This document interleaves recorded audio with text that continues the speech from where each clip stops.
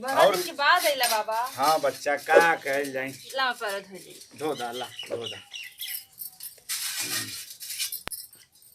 और बाबा ठीक हमें? हाँ कुल बढ़िया बच्चा। उ मंगरू राम कहला क्रांति पाठ करावे के हमारे घरे। हाँ यही से आवे पड़ल है ना। अच्छा अच्छा। हाँ अच्छा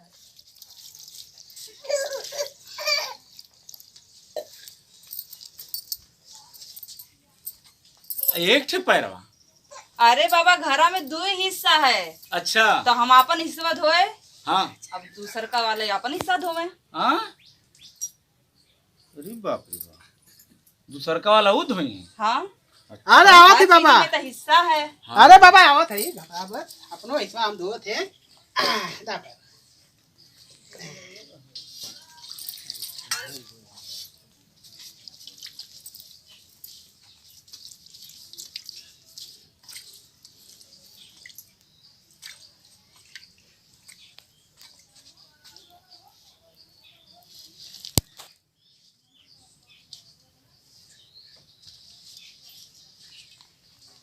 देखे बाबा अरे ठीक है हमारे में कैसे मिट्टी लगा दिए राखी लगा दिए। उहे तो हम देखा था। देखा तनी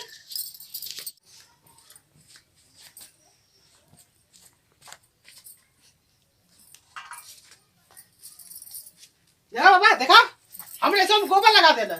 हमारे में राखी लगा रहे। इतना मेहनत से हम धोए रहे हैं हमरे सब गोबर लगा देला हैं।